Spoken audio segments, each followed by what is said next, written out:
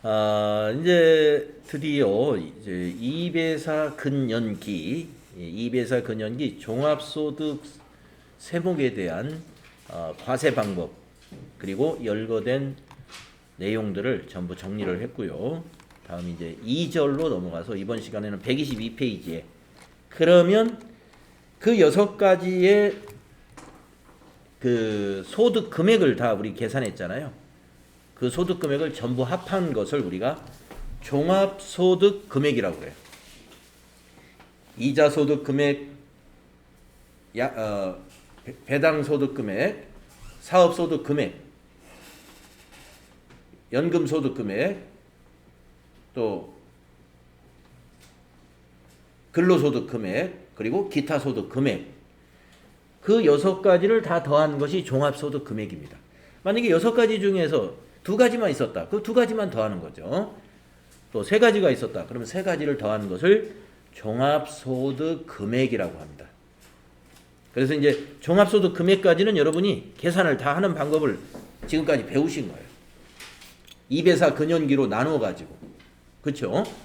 그래서 종합소득 금액 예를 들어서 기타 소득 금액은 어떻게 계산한다고 그랬죠?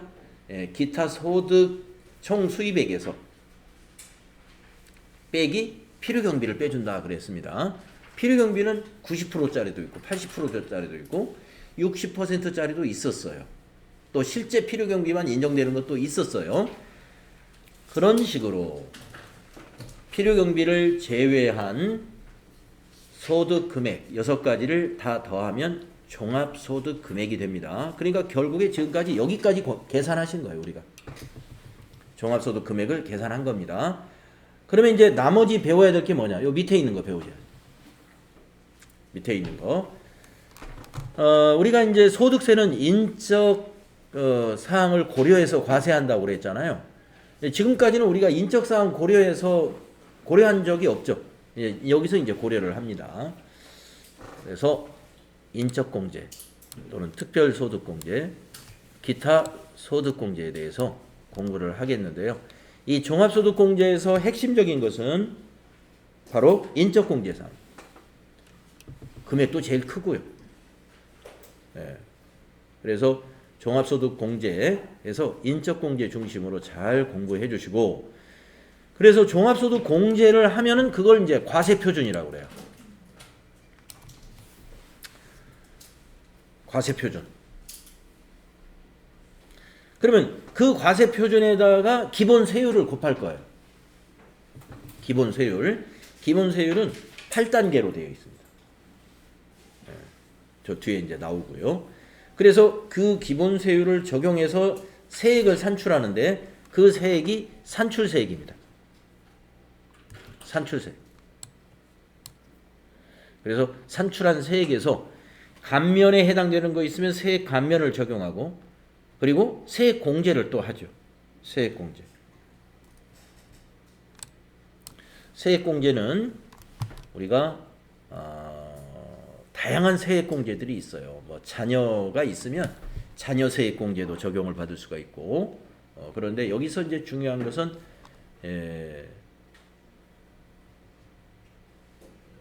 여기 특별세액공제라고 있어요. 특별세액공제. 여기서는 여기서는 또 특별히 표시하지는 않았는데, 세액공제에서 우리가 시험에서 꼭 출제되는 것이 특별세액공제입니다. 4가지가 있어요. 특별세액공제 4가지는 보험료, 의료비, 교육비, 기부금. 보험료, 의료비, 교육비, 기부금. 그래서 이 세액공제에서 그 4가지를 중점적으로 공부를 할 겁니다.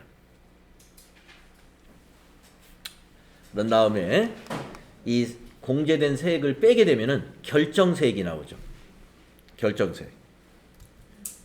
그래서 결정세액에서 이제 여기 2줄을 빼먹었는데 여기다 빼기 하나 더 쓰세요. 빼기. 결정된 세액에서 우리 여기 종합소득 금액에 계산할 때 이거 계산하는 거 배울 때 원천징수 했다고 그랬잖아요. 원천징수.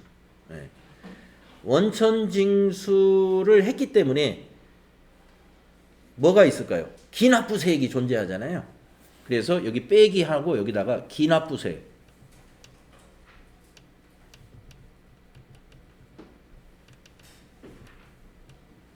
기납부세 빼주세요. 그리고 줄 딱 긋고 맨 밑에 써야 될 건 뭘까요?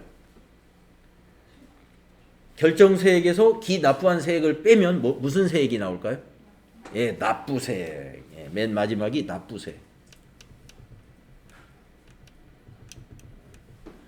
이렇게 해서 이 납부세액을 5월 말까지 납부하시면 돼요. 5월 말까지.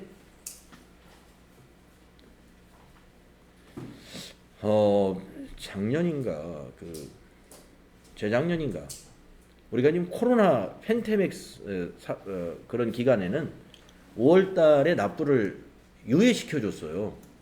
2달인가 이게 몇 달 유예를 시켰는데 그걸 그때 내도 된다 그래가지고 그걸 미루고 있다가 그걸 못 냈네. 가지고 가산세가 나왔어요. 예. 그러니까 미뤄주는 게 꼭 좋은 것만은 아닙니다. 예. 그때 그냥 내버렸으면 그냥 되는데 괜히 미뤄준다 그래가지고 2달 늦게 내야지 하고 기다렸다가 그걸 놓쳤어요. 그랬더니 나중에 고지서가 오는 거예요. 예. 가산세까지 내라고. 그래서 참 아무리 좋은 제도라 하더라도 그러면은 미뤄졌으면 제가 저 이천 세무서에 민원을 냈습니다. 별거 아닌데 세금도 얼마 많지는 않은데 민원을 냈어요. 제가 이천 세무서에 내는 방법은 없어요. 여러분 뭐가 있어요? 예, 신문고처럼 중앙에다 신고를 해야 돼요. 그러면 거꾸로 이천 세무서로 연락이 와가지고 세무서 담당 공무원이 연락이 옵니다. 그래서 제가 내용이 그거였어요. 유예해 준 거는 참 좋은 건데, 유예해 줬으면 7월이면 7월 전에 다시 한번 이렇게 유예 기간이 지금 얼마 남지 않았으니까 납부하라고 납세 의무자들한테 한번 문자라도 아니면 저 같은 경우는 청구를 메일로 받고 있으니까 메일로라도 이렇게 보내주는 게 맞지 않았을까? 7월 달에 내는 세금이 없으니까 그냥 넉넉고 있었는데 갑자기 가산세를 내라고 그래가지고 가산세가 뭐 부담이 돼서가 아니라 좀 행정이 좀 그렇다. 그러니까 참 정치라는 게 힘든 거예요. 공무원들이 저 밑에 있는 공무원까지 똑같은 마음을 가져야 됩니다. 납세자를 보호하려고 유예기간을 줬는데 오히려 국민들을 더 화를 나게 했어요. 화를 나게 했어요. 그럼 그 제도는 괜히 한 거죠. 그래서 중앙에서 결정을 하는 사람들 마음을 저 밑에 있는 공무원까지 똑같은 마음으로 해야지 누가 하나 그런 생각을 안 하고 있어요. 제가 이천 세무서에서 담당 공무원이 전화 오는 걸 그걸 듣고 그렇게 판단했어요. 그 사람은 자기 잘못을 거의 뭐가 잘못했는지를 전혀 모르더라고요. 자기는 그냥 법대로 한 거예요. 그거 미리 고지할 이유, 미리 그런 걸 문자를 보내거나 메일을 보낼 필요가 없답니다. 자기네들은. 그래서 그냥 됐다고 뭐라고 해요? 그럼 됐다고 해야죠. 자, 하여튼 그래서 밑에 납부세액이 어떻게 결정되는데 두 줄 더 넣어서 봤습니다. 자, 그러면 이제 인적공제 보겠습니다. 종합소득공제에서 가장 큰 항목이고요. 시험에서도 많이 다루어지기 때문에 정확하게 알고 계셔야 돼요. 자, 인적공제는 두 가지가 있습니다. 첫째, 기본공제가 있고요. 두 번째, 추가공제가 있습니다. 그래서 기본공제를 보게 되면요. 이와 같이 구분에 있는 부양가족이 대상이 되는 거예요. 자, 본인은 무조건 넣어야 돼요. 본인은 무조건 넣어야 된다는 게 뭐냐? 소득에 X표 돼 있잖아요. 소득에 X표. 나이에도 X표 돼 있죠. 본인은 이 말은 뭐냐면 X표라는 것은 소득이나 나이를 따지지 않는다는 겁니다. 동그라미는 확인해야 되는 거예요. 따진다. 이거예요. 따진다. 동그라미는. 자, 그러면 배우자를 볼까요? 배우자가 있는 경우에는 배우자의 나이는 안 따진다 이거죠. 나이는 안 따지는데 소득은 동그라미라는 뭐예요? 소득은 확인한다는 겁니다. 그러면 여기서 이 소득 요건에 있는 주2를 미리 한번 읽어보고 오겠습니다. 자, 다음 페이지에 있어요. 소득을 확인한다고 그랬는데 소득을 어떻게 확인하는 것이냐? 연간 소득 금액 합계가 여기 소득 금액이니까 총 수익 금액 아니에요. 예. 지금까지 우리 소득 금액 계산하는 걸 쭉 배워왔잖아요. 필요 경비 뺀 걸 말하는 거예요. 필요 경비 뺀 거.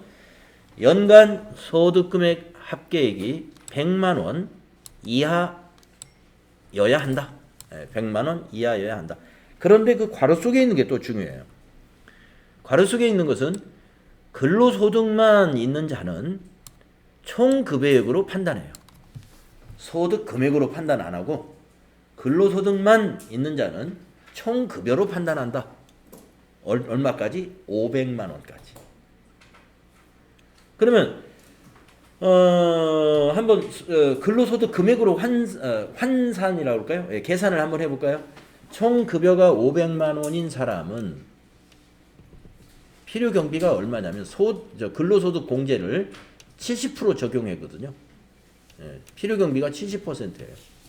그러니까 350만 원이 근로소득 공제로 빠집니다. 그러면 근로소득만 있는 자의 경우에 여기에 해당되는 사람은 소득 금액으로 말하면 150만 원이 되거든요. 그러니까 다른 소득하고 차별화가 돼 있어요. 다른 소득은 100만 원. 연간 소득 금액 합계가 100만 원 이하이어야 한다 그랬는데 근로소득만 있는 자에게는 사실상 150만 원 이하를 적용하고 있는 셈이네요. 그죠? 예. 그러니까 복잡하니까 여러분 150만 원 이하다. 근로소득 금액이 150만 원 이하다. 이렇게 기억하실 필요 없고 근로소득만 있는 부양가족은 총급여 가지고 판단한다. 이런 말씀이에요. 총급여. 근로소득 공제 계산하지 마시고 총급여로 계산하셔라. 근로소득만 있는 자가 아닌 경우는 소득 금액으로 계산해요. 소득 금액으로. 그래서 소득 금액이 100만 원 이하인 사람을 우리는 기본공제 대상자를 판단할 때 소득이 없는 사람 이렇게 말합니다. 여기서 소득 금액이라는 것은 2배사 근연기만 해당되는 즉 종합소득 금액만을 말한 것이 아니라 퇴직소득하고 양도소득도 해당이 돼요. 퇴직소득하고 양도소득 합해입니다. 그런데 퇴직소득하고 양도소득 금액을 합쳐서 계산을 해야 되니까 퇴직소득 같은 경우는 그러면 근로소득처럼 소득공제가 있느냐? 퇴직소득은 소득공제가 없어요. 퇴직소득에 대해서는. 그래서 퇴직금 만약에 소득자의 부친이 퇴직금을 300만 원 수령하였다라고 하면은 그 300만 원을 우리가 다 소득 금액이라고 보시면 됩니다. 소득 금액으로. 양도소득이 만약에 있었다 그러면 양도소득 금액을 알려줄 거예요. 왜냐하면 양도소득이라는 것은 소득에서 필요경비를 뺀 것이 양도소득 금액입니다. 부동산을 만약에 양도했다 그러면 부동산을 내가 1억에 양도했어요. 근데 그 부동산을 내가 매입했을 때 8천만 원에 매입했단 말이에요. 그러면 필요경비가 8천만 원이거든요.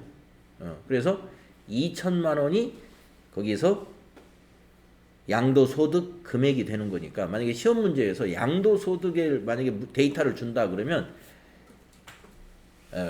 양도소득 금액을 줄 거예요. 양도소득 금액을. 그래서 그 금액 가지고 판단하시면 돼요. 자, 그래서 밑에 보니까 퇴직금의 경우에 그 자체가 퇴직소득 금액이므로 부양가족의 퇴직금이 100만 원을 초과하면 당해 부양가족은 공제 대상에 해당하지 않습니다. 네. 그 다음에 아예 주석으로 온 김에 나이까지 보겠습니다. 이게 주2가 나이에 대한 얘기인데요. 나이는 이제 아까 표에 다 나와 있어요. 나와 있는데 장애인을 여기다 표시했죠. 장애인의 경우에는 나이를 적용하지 않습니다. 이 얘기입니다. 장애인의 경우는 나이를 적용하지 않습니다. 소득만 판단해 주세요 이 말이에요. 그러니까 이제 앞에 표에 가보시게 돼요. 앞에 표에 보시면은 직계 존속의 경우에 나이를 이렇게 적어놨잖아요. 만 60세 이상이어야 기본공제 대상자가 된다는 건데 만약에 직계 존속 중에 한 분이 누가 장애가 있으시다. 근데 58세예요. 나이를 안 보기 때문에 기본공제 대상자로 봐야 된다 이 말씀이죠. 소득만 봐야 돼요. 장애인도 소득은 확인해야 돼요. 소득 금액이 100만 원 이하인지 확인해라 이 말입니다. 자, 여러분 직계 존속이 누구누구가 직계 존속인지 아시죠? 부모님, 할머니, 할아버지. 예. 할머니, 할아버지까지는 계실 수 있잖아요. 소득자가. 예. 그래서 직계 존속은 할머니, 할아버지, 엄마, 아버지. 자, 그런데 소득자가 결혼을 했어요. 그럼 배우자가 있죠. 배우자의 직계 존속 해당될까요? 안 될까요? 됩니다. 예. 소득자가 결혼을 했다 그러면 여기에 기본공제 대상자의 배우자의 직계 존속도 해당이 돼요. 다만 배우자의 직계 존속에 다른 배우자의 다른 형제가 있어가지고 그 직계 존속을 여기 기본공제 대상자로 해서 종합소득세 신고할 때 공제 대상에 넣었으면 이중으로 적용은 안 되니까 예. 대상은 되지만 적용할 수 있느냐 없느냐 하는 것은 다른 사람이 그 사람을 대상으로 공제를 받았느냐 그걸 판단해야 돼요. 이중으로 공제받을 수는 없으니까요. 일단 대상은 됩니다. 소득자의 직계존속과 배우자의 직계존속이 대상자는 된다. 자, 60세 이상 기억하시고요. 형제자매 됩니다. 형제자매. 이 형제자매 역시 소득자의 형제자매만 되는 것이 아니라 배우자의 형제자매도 되고요. 조건은 똑같아요. 이중으로만 적용되지 안 받으면 돼요. 이중으로만 적용 안 받으면. 형제자매는 나이가 위아래로 걸려 있어요. 나이 아래쪽은 만 20세 이하여야 되고 60세 이상이거나 20세 이하이거나 60세 이상인 형제자매가 소득이 없으면 기본공제 대상이 된다. 그 다음에 직계비속, 자녀를 말하죠. 직계비속, 자녀입니다. 입양자도 포함되어 있어요. 입양자도 직계비속으로 봅니다. 소득 확인해야 되고요. 만 20세 이하인 경우만 기본공제 대상자로 봅니다. 만 20세 이하. 그 다음에 위탁아동, 위탁아동 기본공제로 대상이 될 수 있는데요. 만 18세 미만의 위탁아동. 위탁아동이 뭐 소득이 있는 사람은 없겠지만은, 그러나 소득이 있다면 봐야 돼요. 근데 이런 이 자녀나 위탁아동이 갑자기 소득이 발생할 수도 있어요. 기타 소득 같은 거. 상금 받을 수 있잖아요. 아이들이 뭐가 재주가 뛰어나가지고 무슨 대회에 나가서 상금을 받아왔어요. 그런데 공공기관 이런 데서 상금을 받았으면 80% 필요경비를 인정을 받기 때문에 가령 300만 원 상금을 받았다 해도 80% 38에 24 240만 원을 빼면은 기타 소득 금액은 60만 원밖에 안 되죠. 그런데 그런 공공기관에서 시행하는 그런 상금이 아니고 주는 상금이 아니고 이런 사설 기관에서 상금을 받았어요. 그러면 실제 필요경비밖에 인정을 안 해줘요. 입증하기 힘들어요. 실제 필요경비는. 그러면 300만 원 모두가 기타 소득 금액이 되는 셈이에요. 그러면 어떻게 돼요? 소득이 있는 자녀가 되는 거죠. 그 해에는, 그 과세기간에는. 그래서 어떻게 직계비속이나 위탁아동의 소득 요건을 본다는 거냐 하면은 그런 경우도 있을 수 있습니다. 어린 자녀들도. 수급자. 수급자하고 소득자가 왜 같이 살까요? 자, 형제자매도 아니고 직계존속은 아니지만 예를 들어서 고모, 이모, 친척관계에 있단 말이에요. 아버지의 형제, 어머니의 형제분들. 근데 고모나 이모분 중에서 이제 형편이 어려워가지고 수급자인 사람이 있어요.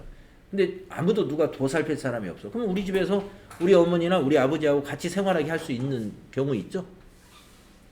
그래서 직계 존속은 아니지만 이러한 어떤 관계로 인해서 내가 부양하고 있는 수급자가 있으면 꼭 고모 이모가 아니어도 상관없어요. 수급자를 내가 부양하고 있다 하면은 기본공제 대상이 되는 거예요.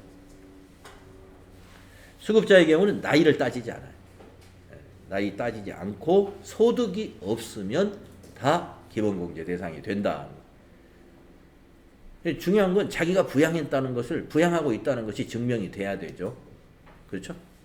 그래서 여기 있는 모든 사람, 이 모든 사람을 한 명당 150만 원, 한 명당 150만 원이죠. 그러니까 4명이면 600만 원인 거예요. 과세 표준에서 빼주는 거예요. 지금 우리가 소득공제가 어디에 들어가냐면 여기에 들어가는 거예요. 소득공제가. 그러니까 과세 표준을 낮춰주는 거죠. 이 소득공제가 많아지면. 과세 표준이 낮아지면 세율이 자꾸 낮아지게 됩니다. 세율이. 그래서 여러분이 이제 문제에서 주민등록표 또는 가족관계 증명서 이런 걸 주고 뭐 아버지는 소득이 어떻게 된다, 어머니는 소득이 어떻게 된다, 배우자는 소득이 어떻습니다. 이런 그 데이터를 주면은 나이는 주민등록표나 가족관계 증명서에 다 나와 있죠. 주민번호가 있으니까.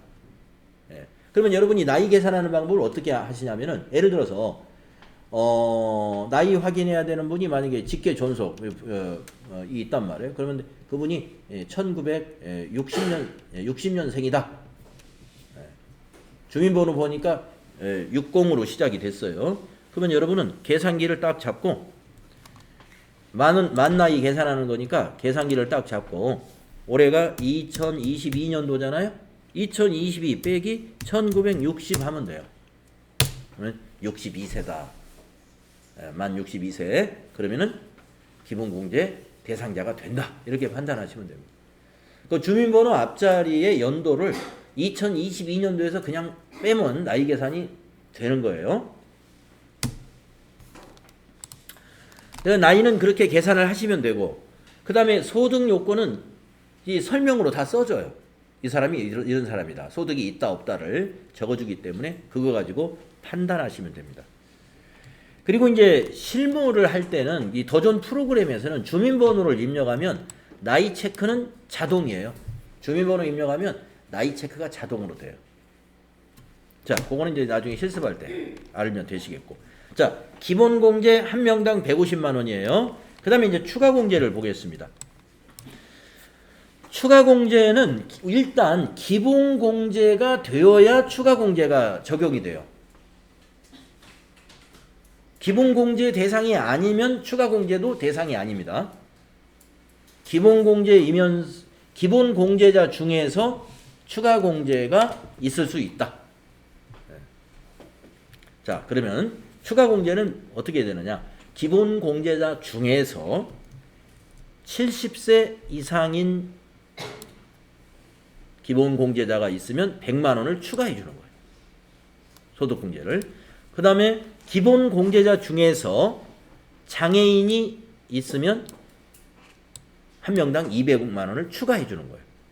공제 금액을. 그 다음에 부녀자나 한부모는 본인을 가지고 얘기하는 거예요. 본인. 예. 부양가족 얘기가 아니고 이 두 가지는 본인이 부녀자이냐 한부모이냐 이걸 판단하는 겁니다. 그래서 부녀자를 보면은요. 좀 조건이 까다로워요. 종합소득 금액이 3천만 원 이하인 거주자가 배우자가 있거나 배우자가 없는 여성으로서 부양가족이 있는 세대주이거나 이러면 부녀자 추가공제 50만 원에 해당이 됩니다. 자, 그러니까 일단 부녀자는 여성만 해당이 되잖아요. 남자가 해당이 안 되죠. 여성이 배우자가 있어요. 그러면 이제 부녀자 일단 해당이 됩니다. 세대주일 필요 없어요. 배우자가 있는 경우는. 그리고 요거 종합소득 금액이니까 필요경비 다 뺀 거예요. 종합소득 금액이라는 게 이 총수익 금액이 아니에요. 총수익 금액에서 필요경비 뺀 것이 3천만 원 이하에 해당이 되는 배우자가 있는 여성이 일단 해당이 되고, 그 다음에 미혼인 사람은 그러면 부녀자 추가 공제를 못 받느냐? 받아요. 어떻게 받느냐? 세대주이면 돼요. 그리고 부모가 됐든 형제가 됐든 기본공제 대상자가 한 명이라도 있으면 됩니다. 기본공제 대상자가. 그러니까 만약에 자매가 있는데 자매가 부모님을 떠나서 이렇게 서울에서 자취를 하고 있습니다. 네. 그래서 언니가 고등학교 다니는 동생하고 같이 생활을 하면은 언니가 세대주로 되어 있겠죠. 직장에 다니는 언니가. 그리고 고등학교 다니는 동생은 세대원이죠. 그러면 언니가 부녀자 추가 공제 대상이 된다. 이런 말씀입니다. 네, 고등학교 다니는 형제는 부양가족이 될 수 있으니까요. 자, 그 다음에 한부모는 100만 원입니다. 추가 공제가 한부모. 자, 한부모라는 건 간단해요. 일단 배우자가 없는 사람이어야 되고요. 네, 그리고 기본공제 대상이 되는 직계 비속이 있어야 돼요. 아니면 입양자. 입양자는 직계 비속에 포함되는 거니까. 그래서 배우자가 없는데 자녀가 있다 이 말입니다. 근데 자녀가 커버렸으면 안 되고, 기본공제 대상이 되는 자녀니까 20세 이하인 자녀를 말하죠. 그래서 배우자가 없고 20세 이하인 자녀가 있으면 한부모 추가공제에 해당이 된다. 소득자 본인을 가지고 얘기하는 겁니다. 이거는. 근데 중복은 안 돼요. 내가 여성이면서 한부모다. 그럼 추가공제 150으로 계산하면 안 되고 둘 중에서 하나만 선택해야 되니까 이걸 포기하고 큰 거 한부모만 입력을 하면 됩니다. 그래서 우리가 이제 프로그램에다가 부녀자 추가공제에 해당이 되는지 한부모에 해당이 되는지를 입력을 해야 되거든요. 그러니까 요거는 잘 입력을 해 주셔야 돼. 자동으로 안 돼요. 이거는. 그래서 입력을 할 때 잘 해주시고, 계산하는 이론 문제로 나올 때도 요거 잘 판단하셔가지고 계산해 주시면 됩니다. 그래서 추가 공제는 4가지가 있어요. 경로우대 100만원, 장애인 200만원, 부녀자 50만원, 한부모 100만원. 4가지 금액을 잘 기억하세요. 실무에서는 요 금액을 기억할 필요도 없습니다. 왜냐하면 프로그램에서 알아서 다 계산을 해주기 때문에. 근데 우리는 이론 필기시험이라는 게 있잖아요. 필기시험을 대비해야 되기 때문에 계산을 해야 됩니다. 그래서 아무개 씨의 인적공제 금액은 얼마입니까? 하면은 이 기준대로 계산하시면 돼요. 자, 뒤에 나오는 그 주성 내용들을 아까 주 2까지만 봤는데 나머지를 다 보셔야 돼요. 자, 주 3부터 또 보겠습니다. 기본공제를 받기 위해서는 해당 거주자와 생계를 같이 해야 하며 구체적인 내용은 다음과 같습니다. 주민등록표의 동거가족으로서 해당 근로자의 주소 또는 거소에서 현실적으로 생계를 같이 하는 사람으로 한다. 현실적으로 생계를 같이 하는 사람이다. 여기에 중요한 내용입니다. 자, 직계 비속이나 입양자는 주소와 관계 없습니다. 그러니까 아까 주민등록표상의 동거가족으로서 해당 근로자하고 즉 소득자하고 주소나 거소가 같아야 된다라고 전제를 했지만은 현실적으로 생계를 같이 하는 사람은 주소를 같이 하는 것으로 다 보는 거예요. 자녀, 직계 비속이 자녀잖아요. 자녀가 학업 때문에 외국에 가 있을 수도 있고 다른 도시에 가 있을 수도 있기 때문에 자녀는 무조건 생계를 같이 하는 것으로 봅니다. 주소와 관계없고. 또 그것만이 아니라 이 근무상 또 사업상 주소가 다를 수도 있어요. 자녀가 아니고 배우자라든가 아니면 직계 존속의 경우도 그렇죠. 그래서 근무 문제로 또는 사업 문제로 또는 건강 문제로 인해서 주소가 달라도 현실적으로 생계를 같이 하는 것으로 같이 한다면 기본공제 대상자로 봅니다. 자, 여기 근로자의 부양가족 중 근로자의 직계 존속이 주거 형편에 따라서 별거하고 있는 경우 생계를 같이 하는 것으로 본다. 여기 뭐 건강 문제는 여기도 질병이야. 질병이나 요양 때문에 주소가 달라도 상관없습니다. 그래서 기본적으로는 이제 주민등록표나 이런 주민등록표 상으로 우리가 확인을 합니다만은 주민등록표에 없다. 그러나 현실적으로 생계를 같이 한다. 그러면 추가적인 자료를 내면 돼요. 추가적인 자료를. 주민등록표상 지금 우리가 동거가족이 아닌데 부양가족이 아니지만 다른 지역에 있지만 이분은 내가 현실적으로 생계를 같이 하고 있다라는 것을 적용받으려면 추가적인 자료를 더 받아와야 되죠.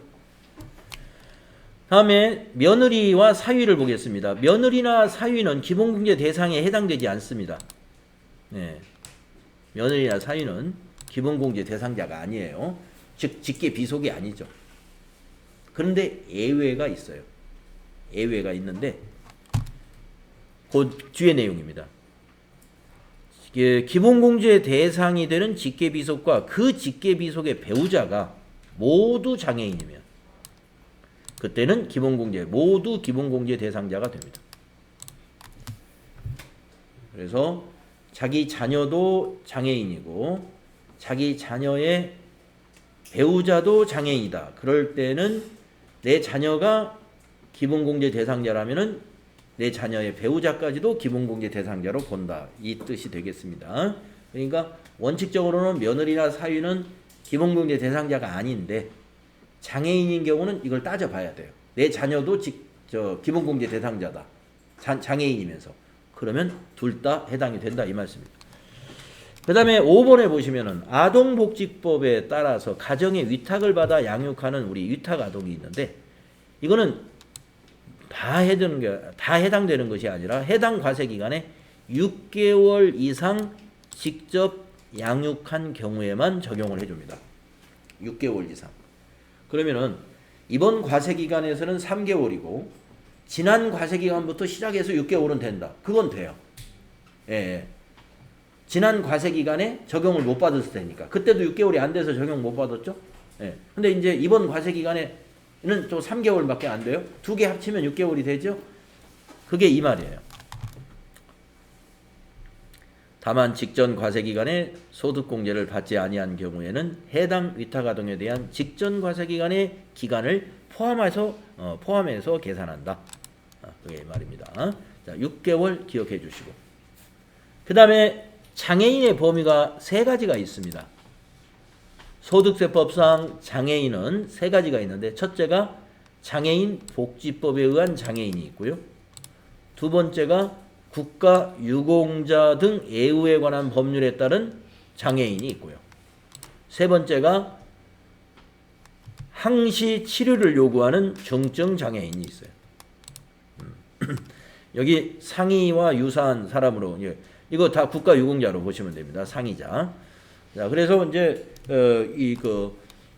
우리가 이제 사원 등록하는 프로그램에 가면 장애인을 선택을 하게 되면은 이제 우리가 장애인의 코드가 1, 2, 3 코드가 3개가 있습니다. 1번이 장애인 복지법에 의한 장애인, 2번은 국가 유공자 등 관련 법률에 의한 장애인, 3번은 중증 환자, 항시 치료를 요하는 중증 환자 3번이 되겠습니다. 이걸 감안하셔가지고 기본공제 대상자와 금액 그리고 추가공제 대상자와 금액을 우리가 산출해 낼 수 있어야 이론 시험 준비가 되시는 거고요. 그리고 이제 전산에 입력할 때도 오류 없이 전산에 입력할 수 있게 됩니다. 자, 그럼 좀 쉬었다가 다음 시간에 추가되는 소득공제 내용 더 살펴보도록 할게요.